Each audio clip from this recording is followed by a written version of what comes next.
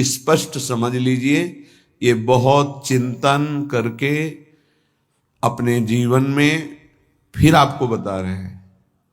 भगवत प्राप्ति में सबसे बड़ी बाधा क्या है? हमारा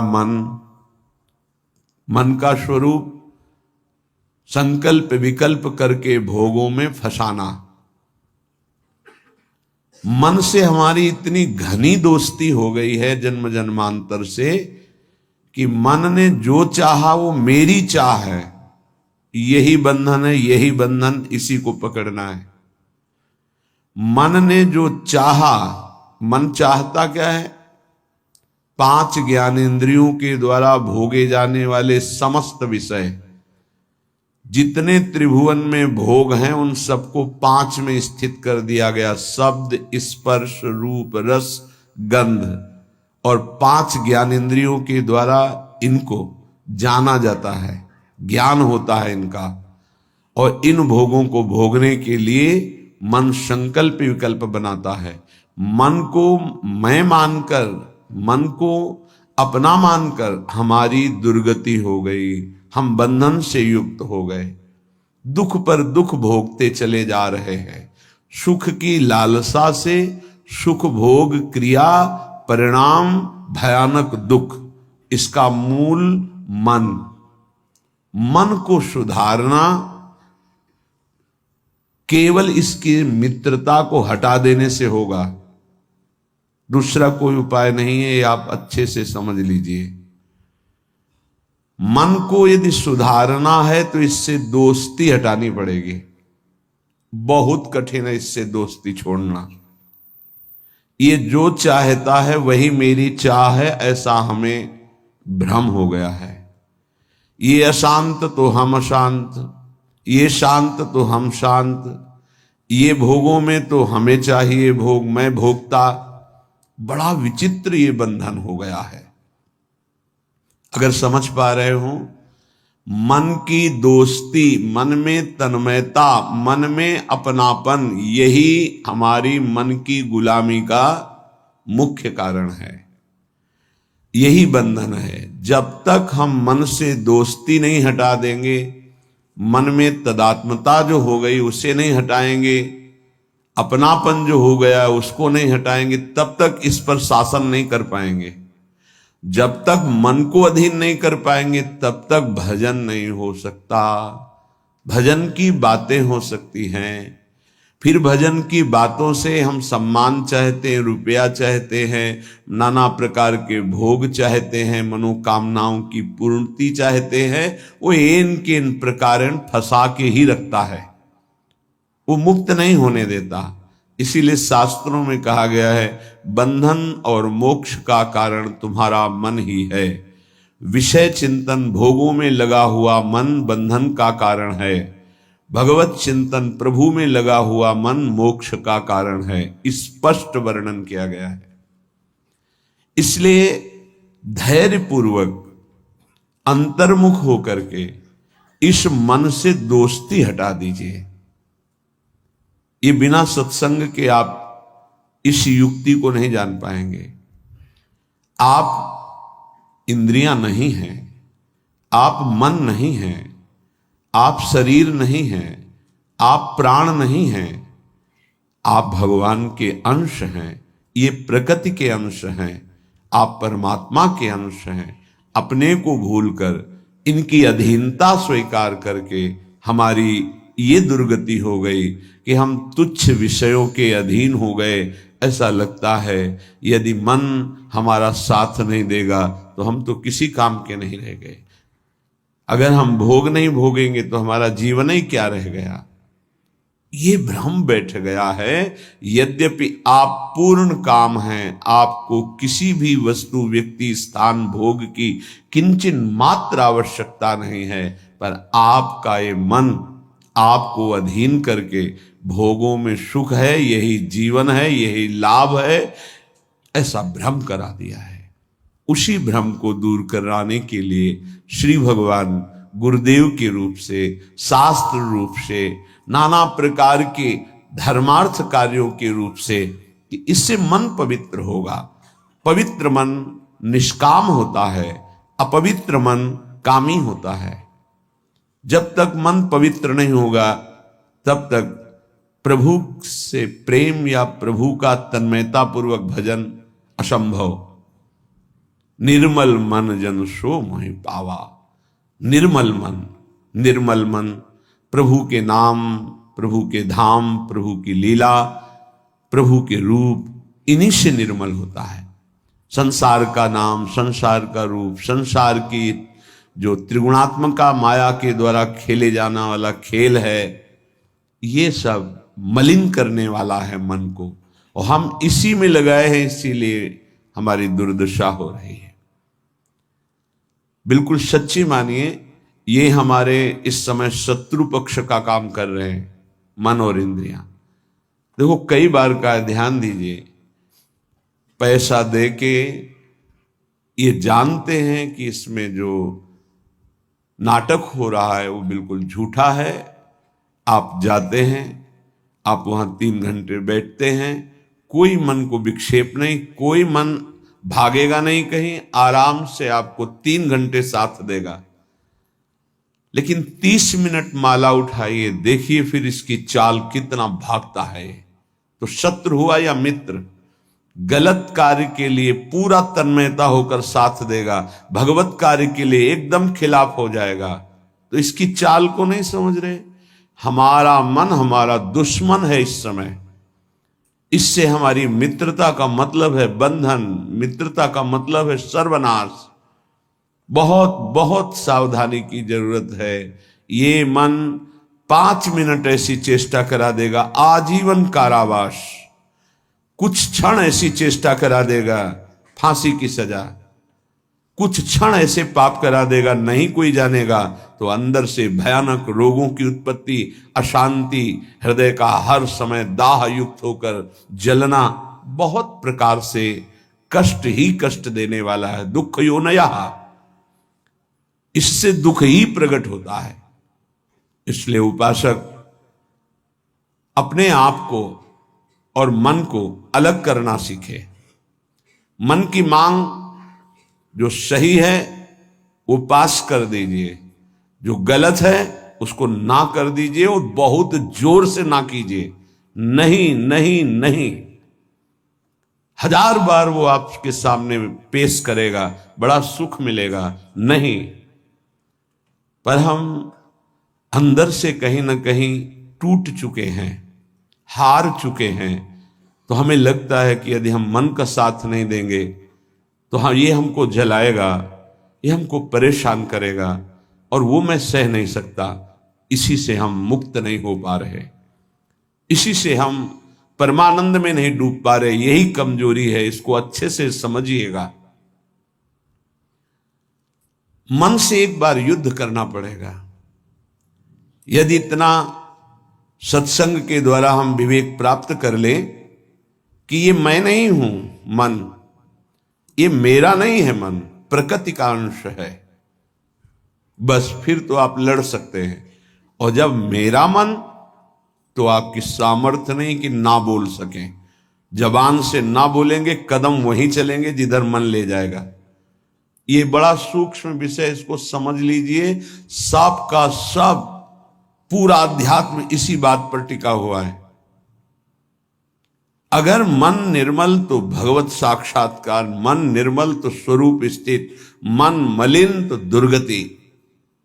सारी साधना का फल मन को शांत कर लेना, निर्मल कर लेना, मन को अपने शासन में ले आना। पर यह तभी होगा जब इससे दोस्ती हटाए। यहां दोस्ती क्या, मन की मांग मतलब मेरी मांग, मेरी मांग मतलब अब पूर्ण ही होना चाहिए, कुछ भी हो। इसी से पापाचरण बनते हैं और मन मलिन हो जाता है। हम और मन के अधीन हो जाते हैं, वो हमें और ऐसी स्थिति ले आता है कि मेरे से कहां भजन साधन, और पूरा जीवन व्यर्थ हो जाता है। श्रीपाद प्रबोधानंद जी महाराज कहते हैं, जागर्ति दुंदभिरवः परमोत्र राधा वृंदावने वनो इति प्रकटः पुराणे तस्या विधेयमसमूर्ध महानुराग मूर्तेस् तदंगनमपोहे हरिम क्व पश्ये। हे भाई, मेरी बात सुनो और जाग जाओ। ये मोह निद्रा में तुम सो करके अपने जीवन को नष्ट कर रहे हो। क्या सोना है? ये मेरी पत्नी, मेरा पुत्र, मेरा मकान, मेरी संपत्ति और इतना एकत्रित कर लिया है, अब और आगे इतना एकत्रित करूंगा, ये भोग लिया है, आगे ये भोग लूंगा, ऐसा ऐसा। ये स्वप्न चल रहा है। मोह निशा सब सोवनिहारा, देखें स्वप्न अनेक प्रकारा। अब इस स्वप्न में इतना लंबा स्वप्न है कि हम ये जान ही नहीं पा रहे हैं कि हमको यहां से जाना है, कुछ नहीं ले जाना है।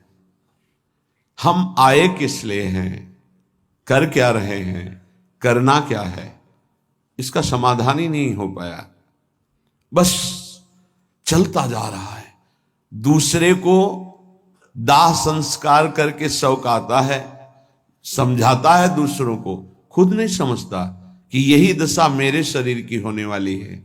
फिर इसके बाद कोई नवीन शरीर मिलेगा जिसमें हम साधना नहीं कर सकते, जिसमें हम बंधन से मुक्त नहीं हो सकते। इसलिए जागो, प्रभु की प्राप्ति ही जगना है। जहां तुम्हारे हृदय में भाव आया कि मुझे इस जन्म में भगवत साक्षात्कार करना है, जीवन मुक्त होना है, जगना प्रारंभ हो गया। अगर ये चाह नहीं आई तो सो रहा है, चाहे कोई भी हो।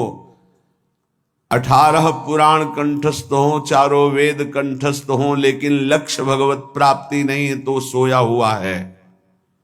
जगा हुआ पुरुष वही माना जाता है। मोह का नाश होकर ज्ञान का प्रादुर्भाव हो जाना। होय विवेक मोह भ्रम भागा, तब सब विषय विलास विरागा।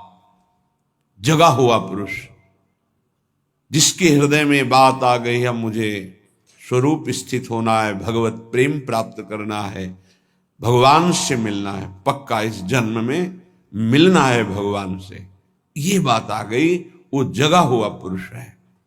तो ये बात जान लो कि भगवान कहां मिलेंगे।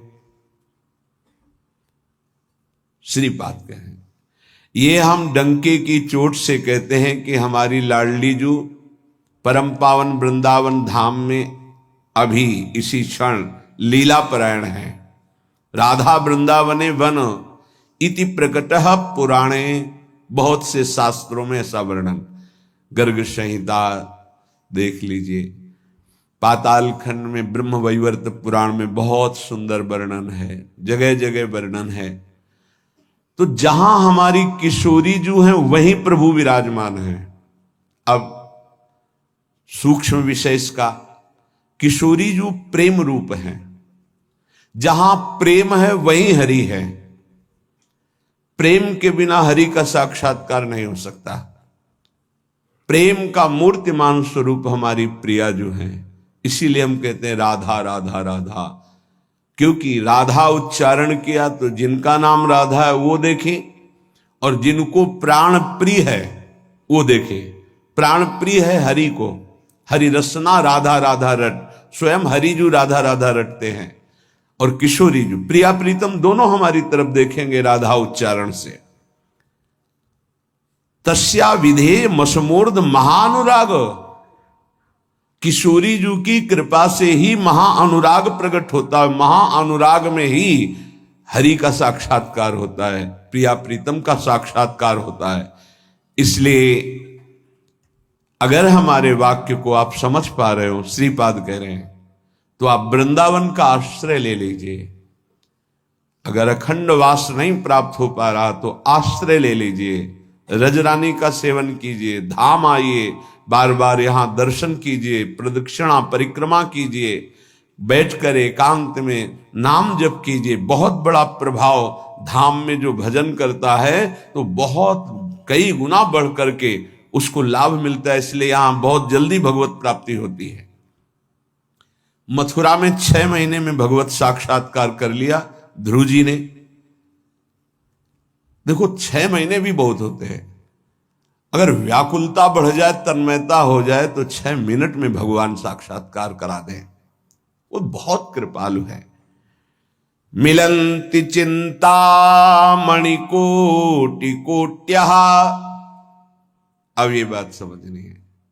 स्वयं बहिर्दृष्टि मुपैति वा हरिः, तथापि वृंदावन धूलि धूसरम न देहमन्यत्र कदापि आतुमे। एक तरफ हरि है, एक तरफ करोड़ करोड़ प्रकार के सब भोग सामग्री, महान रत्न, रुपया, पैसा, सोना, चांदी, सब वैभव है। अब अगर पूछा जाए मन से कि किधर कदम बढ़ाओगे, तो इधर ही कदम बढ़ेगा, हरि की तरफ नहीं। बातें केवल हरि की होंगी, हरि की तरफ कदम नहीं। बहुत विचित्र माया है, बहुत विचित्र माया। देखो ना, मन समझा रहा है अभी भोग लो, हरि तो आगे मिल ही जाएंगे। आगे कब कब आगे मिल जाएंगे? कितने दिन की आयु है? हमारा मन हमको गलत सलाह देकर हृदय को अपवित्र करता रहता, हम राजी बने रहते हैं। बड़ा धोखा हो रहा है, हम अपने साथ धोखा कर रहे हैं। पक्का समझो, केवल हरि प्राप्ति के लिए हम यहां आए हैं। अनंत जन्मों से भटक रहे हैं, अनंत जन्मों से, न जाने किस किस लोक में, किस किस योनियों में कितना कितना कष्ट वो सब भोग के आए हैं। माया ने सब विस्मृत कर दिया है। अब वो लगता है देखा जाएगा जो होगा। अरे देखने लायक नहीं रहोगे। ऐसा कष्टप्रद जीवन होता है कि कोई उपाय नहीं है। अन्य योनियों में कोई उपाय नहीं है। बहुत कष्टप्रद जीवन। देखो ना जीवों के साथ कैसा बर्ताव कर रहे हैं, मनुष्य शरीर धारण करके। पता नहीं उनको कि यही दुर्गति उनकी होनी है। जीवित ऐसे जैसे पकोड़े तले जा रहे हैं, ऐसे जीवों को, ऐसे उनके, वो भी जीव हैं, वो हम ही तुम हैं, कर्म के अनुसार वो बन गए। क्या बर्ताव हो रहा है? वैसे भी जंगल में नाना प्रकार के कष्ट अन्य जीवों को प्राप्त होते हैं। अगर कांटा लग गया तो आप निकाल सकते, वो नहीं निकाल सकते। एकमात्र मानव देह है जिससे आप इस माया प्रपंच से मुक्त हो सकते हैं। यहां आना बुरा नहीं है, लेकिन कर्म बंधनों से आना बुरा है। जैसे जेल में दोनों रहते हैं, जेलर भी और कैदी भी। कैदी बन करके रहना ठीक नहीं, जेलर वहीं रहता है, उसको कोई बंधन थोड़ी। ऐसे ही कारक महापुरुष के रूप में जगत में आना बड़ा सुखद है। भगवान का यश गान करते हुए भगवत भाव में स्थित, भगवत स्वरूप में स्थित लाखों बार भेजे प्रभु, कोई परेशानी नहीं। ये जो कर्म बंधन से युक्त होकर आना है, इसे मिटाना है। ये संसार तब तक दुखद है जब तक भोग वासना है। भोग वासना हटी की परमानंद ही है दसों दिशाओं में, क्योंकि वही साक्षात आनंद मूर्ति भगवान ही सब रूपों मत्ता पर तरम नान्यत किंचिदस्ति धनंजय, किंचन मात्र मेरे सिवा कोई नहीं है। वही परमानंद प्रभु विराजमान है। आपकी कसौटी है मिलत चिंतामणि कोटि कोट्यः स्वयं बहिर्दृष्टि मुपैति वा हरि। एक तरफ हरि है, एक तरफ नाना प्रकार के रत्न भोग सामग्री हैं। तुम्हारा मन उधर आकर्षित होगा, लेकिन तुम्हें उधर नहीं जाना, हरि की तरफ बढ़ाना है कदम। यहां तो बहुत छोटा स्तर गिरा हुआ है हमारी साधना का। अगर हमारे मनोनुकूल भोजन मिल गया तो प्रभु को भूल जाएंगे और उसका स्वाद लेने में हम समय अपना नष्ट कर देंगे। एक रसेंद्री का विषय, ऐसे हर इंद्री का विषय आप देख लीजिए।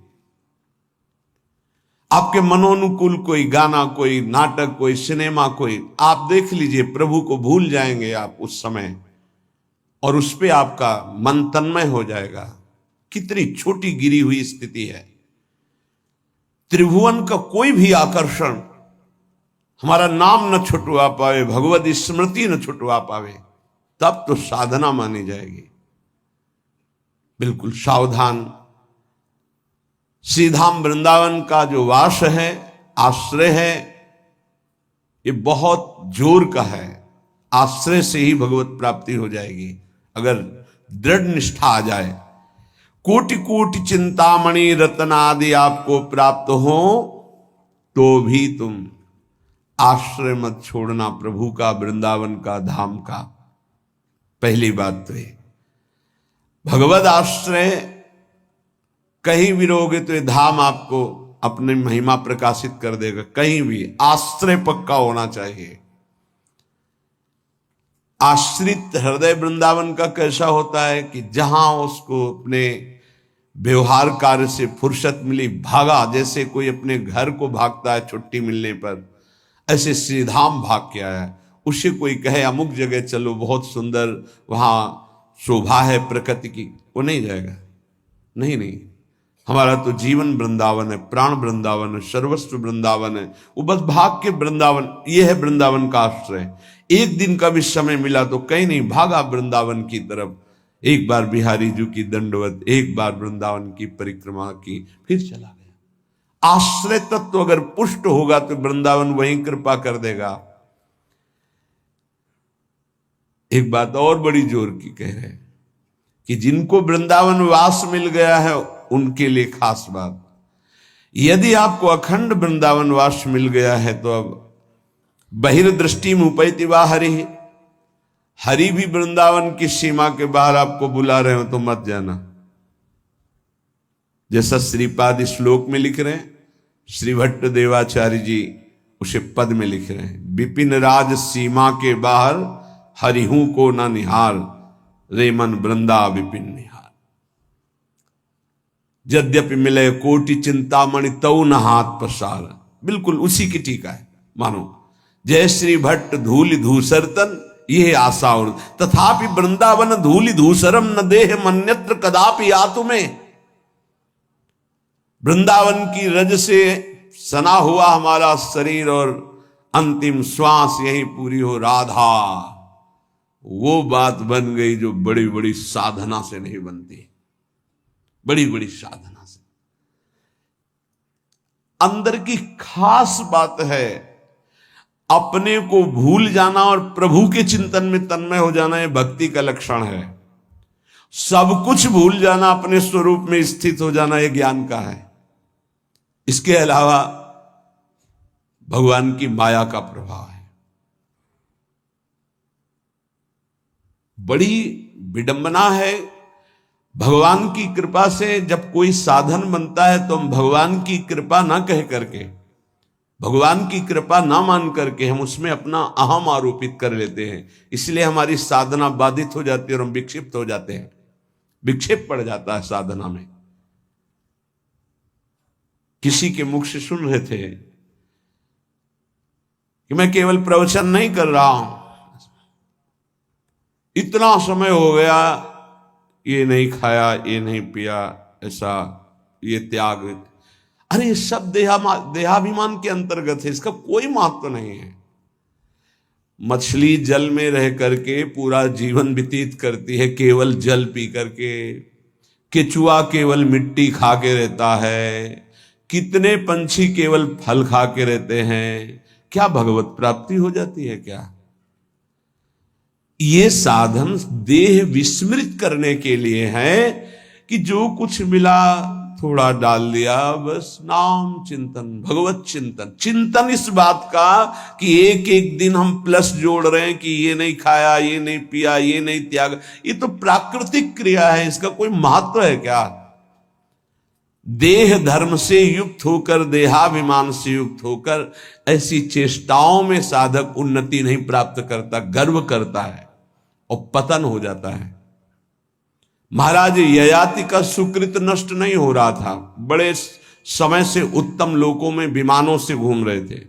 देवराज इंद्र ने एक बार उनको बुलाया, महाराज आपने कौन सा सुकृत किया कि आपके दिव्य लोक सुरक्षित हैं, अर्थात आपका पतन नहीं हो रहा, आपके पुण्य नष्ट नहीं हो रहे। तो सभा में जब ऐसा पूछा तो अहम उदित हो गया।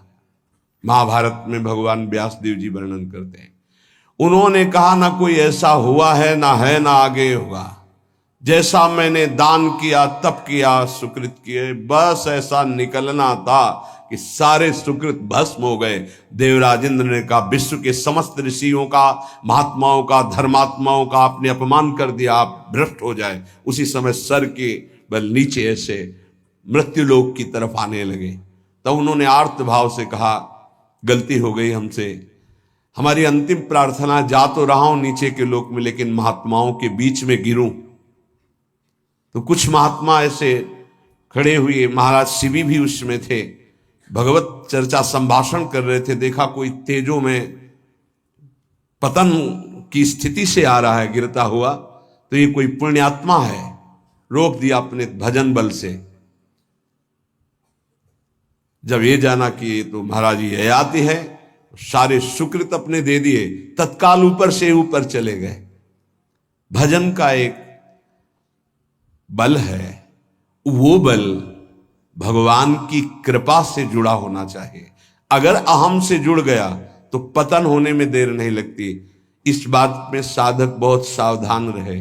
प्रायः ये अहम घूम करके ऐसे आ जाता, ऐसे शब्द साफ संतों की अवहेलना हो रही थी उनके मुख से, साफ संतों की। ऐसा कोई कर सकता है जैसा मैं कर रहा हूं? मैं कुछ नहीं है। ये खाना पीना, लेना देना, उठना बैठना, ये एक प्राकृतिक चेष्टाएं है। इनसे किसी की महात्मा स्थिति नहीं जानी जाती। महात्मा स्थिति हृदय की होती है, जो समस्त द्वंद्वों पर विजय प्राप्त कर चुका है, जो देहाभिमान रहित हो चुका है, जो तीनों शरीरों के राग का त्यागी, उसे महात्मा कहते हैं। बड़ा सूक्ष्म विषय अध्यात्म, इसीलिए कह रहे अध्यात्म को समझने की जिज्ञासा करने वाला कोई लाखों में एक होता है, और अध्यात्म की जिज्ञासा पूर्ण करने वाला कोई करोड़ों में एक होता है। आप शास्त्रों में पढ़ के देखिए, हजारों जन्मों की पुण्य एकत्रित होते तब मुमुक्षुता जागृत होती, मैं मुक्त होना चाहता हूं। अरे भगवान की कृपा से कोई साधन बन जाए तो धन्य हो जाओ कि भगवान ने साधना करवा दी। कृपयतु मयि वृंदारण्य राज्ञी मनाग, प्रति बहुल कृपारु स्नेह भाराद्रुदश्रु, फलतु तदनुकंपा कल्पवल्ली फलम त्वत्, भूतो मदिवसतिर्मे तत्प्रियाराम सीमनी। हे लाडली हम पर अतिशय कृपा कर दो, हे वृंदावनेश्वरी हम पर रीझ जाओ, ऐसी कृपा कर दो कि आपकी चरण चिन्हों से चिन्हित इस भूमि की सीमा से कभी बाहर ना जाऊं, ऐसी कृपा कर दो। हे करुणामयी कल्पलता स्वरूप, कल्पलता कल्पतरु, जो इच्छा करो वो प्राप्त। मेरी इच्छा यही है, ये इच्छा मेरी फलीभूत हो जाए कि मैं कभी वृंदावन की सीमा से बाहर न जाऊं। हे लाडली, यदि बाहर जाऊं तो आपका भरोसा केवल रहे हृदय में। आपके भरोसे से ही हम संसार प्रपंच के खेलों में फंसेंगे नहीं। महारानी जू, हे प्रियाजू, आप करुणामयी हम पर ऐसी कृपा कर दो कि पहली बात तो वृंदावन की सीमा के बाहर न जाऊं, दूसरी बात अगर बाहर सेवार्थ व्यवहार्थ तो हे लाडली आपके चरणों का दृढ़ भरोसा रहे। अगर श्री जी के चरणों का दृढ़ भरोसा है तो पतित नहीं हो सकता उपासक। बाहर और भीतर, संसार में और धाम में, दोनों बात समझ लीजिए। हृदय में और बाहर व्यवहार में, धाम में और संसार में, वही सौभाग्यशाली माना जाएगा जिसका चिंतन प्रभु से हो रहा है। जो प्रभु के चिंतन में जुड़ा हुआ है वही महान सौभाग्यशाली है। धाम की एक असीम कृपा है, पर आप धाम में रहकर प्रिया प्रीतम का चिंतन नहीं करते, मनमानी पापाचरण करते हो, तो पुनः यही जन्म होगा लेकिन दंड मिलेगा। ऐसा नहीं कि आप धाम वास कर रहे हैं, मनमानी आचरण कर रहे हैं तो आपको विमान आएगा, आप नहीं, आपको यही दंड मिलेगा। बहुत विविध प्रकार के दंड है। यहां भूत भी बनते हैं, हजारों वर्ष तक भटकना होता है, जब तक कोई सिद्ध महापुरुष नहीं मिल जाएगा तब तक उद्धार नहीं होता।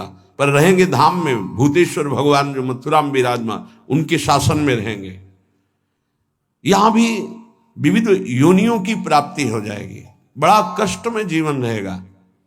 इसलिए मानव देह मिला है, कोई अपराध न बने, निरंतर भगवत चिंतन हो। और अगर ये बात आश्रय लेकर बाहर भी हो रही है तो आपको दिव्य वृंदावन धाम की प्राप्ति होगी।